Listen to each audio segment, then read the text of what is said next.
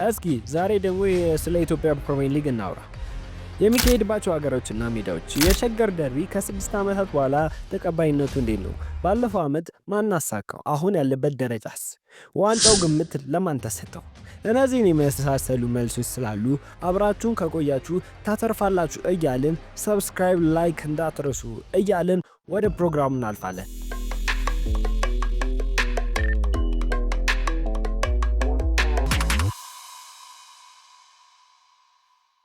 በመጀመሪያም የኢትዮጵያ ፕሪሚየር ሊግ የሚካሄድባቸው ሀገሮችና ዋና ዋና 4 ስታዲየሞችን እንመልከት። በመጀመሪያም ወደ አዲስ አበባ እንለፍ። አዲስ አበባ አንደኛ ስታዲየም ላይ የሚገኘው ሲሆን ብዙ የፕሪሚየር ሊግ ጨዋታዎችን የተደረጉበት ያለ ስታዲየም ነው። አበበ ቢቂላ ስታዲየም ነው። አንዳንድ የተወዳዳሪ የሆኑ ክለቦች ይጠቀሙበታል። ሁለተኛ ደረጃ ላይ ያለው ደግሞ ድሬዳዋ ስታዲየም ነው።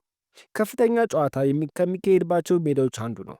እናም ድሬዳዋ ሲቲ ክለብ ዋና አቀፍ ሜዳው ነው። ሶስተኛ ላይ የተጠቀሰው ደግሞ ጎንደር ነው። ጎንደር ላይ የሚቀመጠው ፋሲለደስ ስታዲየም ነው። እሱ ደግሞ ፋሲል ከነማ የሚወዳደርበት ሜዳ ነው። እዚህ ላይ ሐዋሳ ከተማ ስታዲየም ይጠቀሳል። ወደ አራተኛው ስናልፍ ደግሞ አዳማ ሳይንስ ኤንድ ቴክኖሎጂ ዩኒቨርሲቲ ስታዲየም ሲሆን በተለየ የሊጉ ጨዋታ ተወስደው እዚህ ይደረጋሉ። ሌሎች ከተማ አስተዋጽኦ ያላቸው ሜዳዎች ሲኖሩ በዚህ ውድድር ወይም በሌሎች ዝግጅቶች ሊጠቀሙ ይችላሉ ተብሎ የተዘጋጁ ሜዳዎች አሉ። አርባ ምንጭ ስታዲየም፣ አዲግራት ስታዲየም፣ ይርጋለም ስታዲየም፣ ሸሬ ስታዲየም፣ ወልቂጤ ስታዲየም፣ ወላይታ ሶዶ ስታዲየም ናቸው። እነዚህ ዋና ዋና 4 ሜዳዎች የኢትዮጵያን ፕሪሚየር ሊግ ጨዋታዎች የሚጠቀሙበት ናቸው። ወደ ሌላኛው ጥያቄ ስናልፍ ባለፈው ዓመት ዋንጫውን ማናሳካው ነው? አሁን ያለበት ደረጃስ የተፎካካሪ ደረጃ ነው ወይ? ባለፈው ዓመት ዋንጫ ያሳካው ክለብ ኢትዮጵያ መድን ሲሆን በ73 ነጥብ አጠናቆ ዋንጫውን ያነሳ ክለብ ነው። ከተከታዩ ኢትዮጵያ ቡና በ13 ነጥብ በልጦ ዋንጫውን ያሳካ ሲሆን ኢትዮጵያ ቡና በ60 ነጥብ ሁለተኛ ደረጃ ሲሆን ባህር ዳር ሲቲ ደግሞ በ54 ነጥብ ሶስተኛ ደረጃ ላይ ይገኛል። አሁን ያለበት ደረጃ ደግሞ ለፉክክር እየተዘጋጁ እና ዋንጫውን ለመድገም ጠንክረው እየሰሩ ይገኛሉ። ዋንጫ የማሳክ ግምት ለማን ተሰጠው? በአሁኑ ሰዓት የሊጉ ዋንጫ የማሳክ ግምት ለብዙ ክለቦች ባይሰጥም የመጀመሪያ ደረጃ የያዘው ሲዳማ ቡና ሲሆን በሊጉ ጨዋታ 20 ነጥብ ይዞ ይገኛል። ሁለተኛ ላይ ደግሞ ያለው ቅዱስ ጊዮርጊስ ሲሆን በባለፈው ዓመት አብዛኛው ተጫዋቾቹን ያጣ ሲሆን ነገር ግን አሰልጣኙ እንደገና ገንብቶ ለተሻለ ውጤት እንዲጠበቅ አድርጎታል። እናም የህዳሴ ዋንጫው ማንሳቱ የሚዘነጋ አይደለም። ወደ ሌላኛው ጥያቄ ስናል ፉክክሩ የስንት ቡድን ነው? ውድድሩ የስንት ቡድን ፉክክር ግልቢያ ነው የሚለውን ጥያቄ ስንመለከት አዎ የኢትዮጵያ ፕሪሚየር ሊግ በአፍሪካ ደረጃ ከፍተኛ ፉክክር ያለበት ሊግ ነው። ምክንያቱም የነጥብ ልዩነት ብዙ ጊዜ ትንሽ ነው። ከፍተኛ ቡድን በቀላሉ ሊሸነፍ ይችላል። ዋንጫው እስከ መጨረሻ ሳምንት ድረስ ተገማች አይደለም። ስለዚህ ቀላል ሊግ አይደለም። ዋና ዋና ተፎካካሪዎች ቀላል የሚባሉም አይደሉም። የመጀመሪያው ቅዱስ ጊዮርጊስ ሲሆን ታሪካዊና የዋንጫ ልምድ ያደገ ክለብ ነው። እናም ሁለተኛ ደግሞ የሸገሩ ደርቢ ኢትዮጵያ ቡና ነው። እሱ ደግሞ ታላቅ ደጋፊና ጠንካራ ቡድን አለው። ሶስተኛ ላይ ደግሞ ያለው ሲዳማ ቡና ነው። በቅርብ ዓመታት እጅግ ጠንካራና ተፎካካሪ ሆኖ የመጣ ነው። ፋሲል ከነማ የቅርብ ዓመታት ሻምፒዮን እንደነበር አንዘነጋም። አደገኛና ተፎካካሪ የሚባሉት እንደ ባህር ዳር፣ ሐዋሳ ከነማ፣ ወልቂጤ ከተማ እናም ድሬዳዋ ናቸው። እነዚህ ቡድኖች ታላላቅ ክለቦችን መገዳደር የሚችሉ ናቸው። እስካሁን ከተናገርኩት የረሳሁት ካለ ኮሜንት ላይ ጻፉልን እያልን ወደ ሌላኛው የውይይት ሐሳቦች እናልፋለን። የተጫዋቾች ሬቲንግ እንመልከት እስኪ።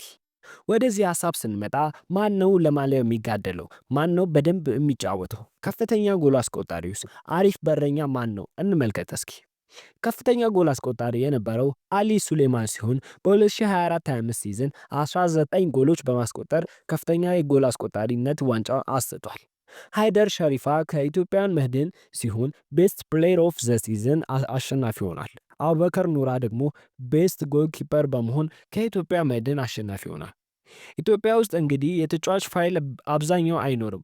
እድሜ መደበቅ የተለያዩ ነገሮችን ኢትዮጵያ ውስጥ ብቻ ሳይሆን አፍሪካ ውስጥ እድሜ መደበቅ የተለመደ ነገር ነው።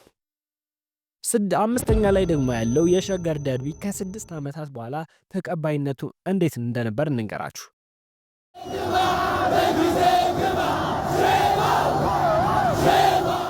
የሸገር ደርቢ ቅዱስ ጊዮርጊስና ቡና የሚካሄድበት ሲሆን ከ6 ዓመታት ቆይታ በኋላ ሲመለስ ያገኘው ተቀባይነት በአጠቃላይ እጅግ ከፍተኛ ነበር።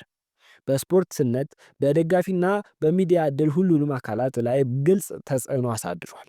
እስቲ የደጋፊዎችን ተቀባይነት እንመልከት። ስታዲየሙ በሙሉ ተሞልቶ ነበር። 6 ዓመታት የተጠበቀ ደርቢ ስለነበር ስሜታዊና አስደሳች ነበር። የቡናና የጊዮርጊስ ደጋፊዎች ባንዲራ፣ ዘፈን፣ ቀለምና ቅኔ በመጠቀም ከፍተኛ ስሜት ፈጥሮ ነበር። በአጠቃላይ የደጋፊዎች ተቀባይነት 10 ከ10 ይሰጠዋል። የሚዲያና ማህበራዊ ሚዲያ ተጽዕኖዎችን ስንመለከት ጨዋታው በቴሌቪዥን፣ በፌስቡክ፣ ዩቲዩብ እና ቲክቶክ በጣም ተቀባይነትን ነበረው።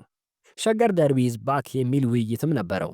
የኢትዮጵያ ፕሪሚየር ሊግ ቪወርሺፕ እጅግ ከፍ አድርጎት ነበር።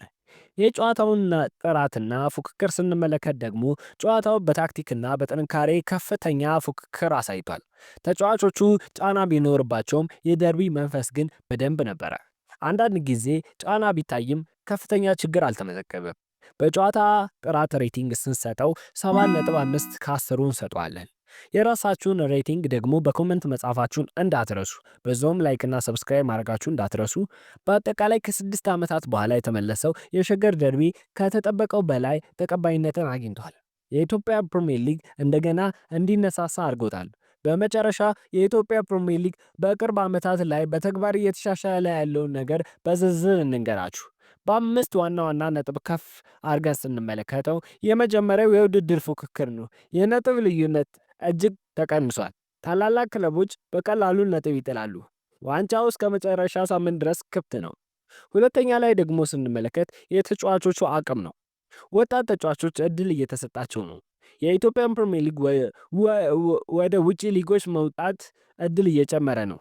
የአካል ብቃት ፊትነስ እናም የዲሲፕሊን ደረጃ ተሻሽሏል። ሶስተኛ ላይ ደግሞ ፋን ኢንጌጅመንት ነው። ስታዲየሞች እንደገና መሙላት ጀምረዋል። የሸገር ደርቢና ሌሎች ደርቢዎች የሊጉን ከፍታ እየመለሱ ነው። በሌላኛው ደግሞ ማህበራዊ ሚዲያ ተከታዮችም እየጨመረ ነው። የሚዲያና ስርጭቱ ስንመለከት የቲቪ ሽፋን ተሻሽሏል። ሃይላይትስ፣ ትንታኔና ውይይት ጨምሯል።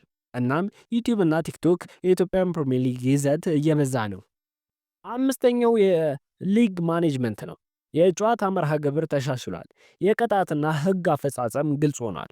የፋይናንስ ቁጥጥር በተወሰነ ደረጃ ተሻሽሏል። የመጨረሻው ደግሞ ስቲል ኒድስ ወርክ ነው።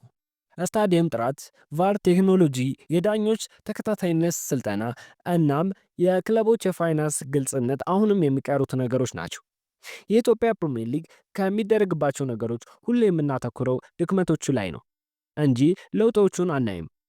ለውጡን እያየን እያሞገስን ድክመቶቹን ደግሞ እያሻሻልን መምጣት አለብን እላለሁ።